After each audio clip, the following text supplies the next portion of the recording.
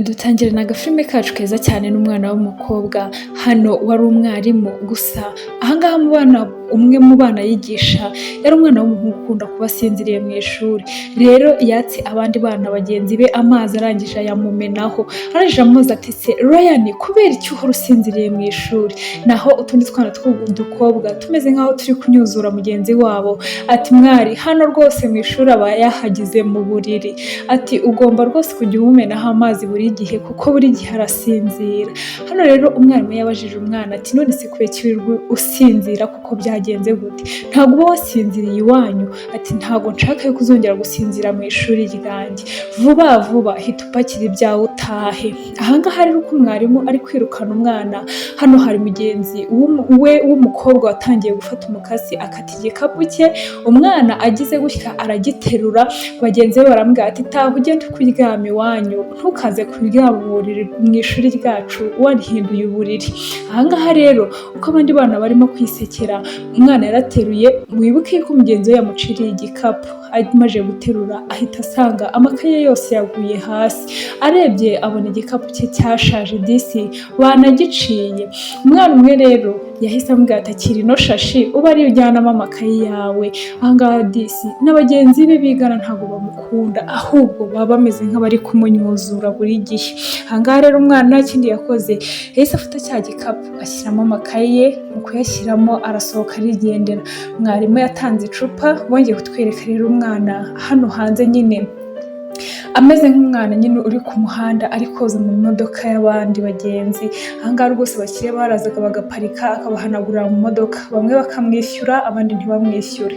Nyuma y'ibyo ngibyo rero, nyuma y'amasomo mwarimu yaraje araza aparika ahantu, agiye kubona abona wa mwana neza neza niwe uri aho ngaho ari kogereza amamodoka abakire. Arangije aravuga ati bose none siko mbona akazi nakabuze, waretse nkaguhanagurira inkweto? Ati rwose nabyo ndabikora humura kandi ndaziguhanagurira neza. Ahangaha rero rwose umukire wari uje hano yifitiye umutima mwiza, nta kindi yakoze, aramubwira ati ati nta kibazo reka nicare umpanagurire ndebe, ati none siko mbona ukiri mutoya ukaba utari ku ishuri byagenze gute? Yatangiye rero kumubwira inkuru y'ukuntu nyine bamwirukanye ku ishuri nyine kubera yari asinziriye. Mwarimu ibyo byose yari arimo kubyumva kubera ko yari ahagaze neza neza iruhande rwaho bari bari uyu mwana ndetse n'uno mugabo. Arangije aramubwira ati ati none kubera icyo usinzira mu ishuri biba byagenze gute? Ati rero reka nkubwire wa mwana w'umuhungu we mutoya, buriya ikintu cya mbere ugomba kwitaho ni amasomo kuko urabibona uracyari muto cyane. Undi aramubwira ati yego ndabyumva, ati ariko mfite mukecuru wanjye tubana urwaye, mba ngira ngo mugurire imiti. Ati ati niyo mpamvu bikora gutya? Ati yego, ati kandi mukecuru wanjye arashaje rwose nta kintu yabasha kwikorera. Ati none se ubu uzabigenza gute? Mwarimu hano ibyo byose yarabyumvaga uko uno mwana ari kubiganiriza uno mugabo, arangije n'amarira yatangiye kuzenga mu maso. Aravuga ati rwose nanjye nyine sinzi ukuntu biba byagenze, ngera mu ishuri naniwe, ati nyine ibitotsi bikamfata, urumva mba navuye ku ishuri nkaza sindyame nk'abandi bana, ati rwose nyine mpita ntangira nkaza mu kazi nkashakisha ukuntu ngiye na mukecuru twarya, ati biba bigoye cyane, ati ariko basi ndagerageza nyine kubera ko nta kundi kuntu nabigenza. Wa mugabo rero yatangiye kumubwira ati mwana we, ati ndumva ubuzima bubayemo bugoye wa mwana we. Mwarimu hano yari yipfutse no mu maso kugira ngo basi batamubona, basi akomeze yumve ubuzima bw'uno mwana, hatoya nyine atazongera kumukangura cyangwa se kumubwira nabi kandi umwana ubuzima babayemo butamworoheye. Hano rero wa mugabo wari waje guhanaguza inkweto yaramusoreje amuhanagurira neza rwose, aramubwira ati wa mwana we ukoze neza cyane, akira hano amadolari 20 rwose nguhayemo na tipu. Hano umwana arishima cyane aravuga ati mwana we, ati nose ubu ngubu ndakura hehe ayo kukugarurira? Ati nta kibazo wikirirwa ungarurira. Arangije aramubwira ati okay noneho kugira ngo duhurizemo n'amafaranga yawe nyine nkusigayemo, atakira mwihera no makaroni nyine n'utu tubiswi ugenda ushyira abana, ati ndabizi baradukunda nabo nanjye nibyo mba nazanye nkunze kurya mu gihe inzara iri bubunyishe. arangije aramubwira ati rwose ni byiza, nishimiye guhura nawe wa mwana we, ati kandi rwose nkwifurije kuzagira ubuzima bwiza nubwo mbona bigoye cyane, uyu mwanya ntacyo mfite ariko ubutaha twongera guhura Imana izamfashe nzabe nyifite, nzaguhindurira ubuzima wa mwana we. Umwana aramubwira turakoze cyane, n'ubu ngubu rwose birahagije urabumpinduriye.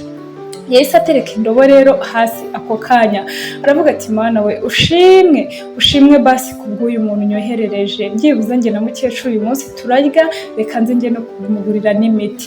Umwana yarihuse rero ajya kuri farumasi agura imiti ndetse n'ibyo kurya, aza asanga hano mukecuru aho yari yicaye mu kagare. Ahangaha kandi ntabwo twibagijwe yuko wa mwarimu we yamukurikiye mpaka kugera no mu rugo, arangije areba buri kimwe cyose, abona mukecuru we disi ukuntu akana kaba kamwitayeho, areba ukuntu umukecuru warwaye, ariko akana rwose ukaba ubona nta kibazo kaba gafite, kagerageza gukora buri kimwe cyose. Umwarimu rero byamukoze ku mutima, aravuga ati Mana yanjye ibi bintu se bibaho? Ati rwose ndumva mbabaye kubw'ukuntu nasohoye uno mwana cyangwa se n'ukuntu namumenyeho amazi imbere ya bagenzi be, nabo barimo baramucunaguza bimeze nk'aho bari kumwishima hejuru.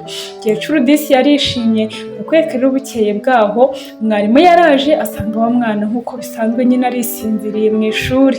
Bagenzi be batangira kuvuga ati mwari noneho twazanye indobo y'amazi, umva akiruye amumeneho, atakiruye amumeneho. Mwarimu aravuga ati hoya, uyu mwana rero ntabwo uyu munsi turi bumumeneho amazi, ahubwo hari ikintu ushaka ko tuganira. Mwarimu niko yahagaze imbere rero atangira kubabwira ati rero uyu mwana mureba abayeho ubuzima bubabaje, abana na mukecuru we, ati buriya ejo amaze kumwirukana ntabwo natereye nyine iyo ngiyo, nagerageje gukurikirana buri kimwe cyose, nkurikirana ubuzima bwe bwa buri munsi, nasanze abayeho ubuzima buteye ubwoba. Hano rero akandi kana kahise kavuga ati Mana yanjye, ati ndumva nanjye bibabaje koko. Ati yoza n'amamodoka? Ati yego rwose yoza amamodoka, ati kugira ngo abone icyo we na mukecuru nyine babasha kurya ndetse babashe no kubona imiti y'umukecuru kuko abana n'umukecuru urwaye. Ahangaha rero mwarimu atarakomeza kubabwira ibyo yaragiye kubabwira, yababwiye ati rero ubu ngubu ngiye kumutwikira nyine asinzire, hanyuma nibirangiza namwe ku mafaranga mwazanye yo kurya muragenda muzanaho nyine uko umuntu nyine umutima we ubishaka, hanyuma nibirangiza duhe uyu mwana basi tubashe kugira icyo tumukorera nk'abantu babana nawe mu buzima bwa buri munsi. Abana rwose bivuyemo batanga amafaranga yose, agiye kubona yakangutse abona hari urimo gushyira amafaranga aho ngaho, arangira avuga ati Mana yanjye ibi ni ibiki noneho, ubanza ari inzozi rwose, noneho uyu munsi mbanza naryamye neza. Mwarimu rero yahise aza aramwegera aramubwira ati rero twabashije nyine gutekereza ku buzima bwawe, ejo narebye buri kimwe cyose nyine kuri wowe, ati rwose byambabaje cyane, ati kandi rwose umbabarire ku byabaye. Umwana rero yahise amubwira ati humura mwarimu, nyine biba bigoye cyane hahandi utabona no kubisobanura, atari ko Imana ishimwe ubwo we wabibonye. Mwarimu yahise amubwira ati rero ayo mafaranga bagenzi bawe baguhaye nanjye ayo ndi bwongereho, ugende nyine ujye mu rugo we na mukecuru nyine basi mufatikanyirize hamwe, urebe ikintu kizima nyine muhuze ibitekerezo, mugire ikintu mukora ndetse na mukecuru mugurire imiti ihagije abashe gukira. Umwana rero arambwira ati murakoze cyane, ntabwo nabona ukuntu mbashimira, ati rwose Imana ibahe umugisha. Yarahagurutse aramuhobera. Ni nuko agafilme kacu karangiye, turabakunda cyane.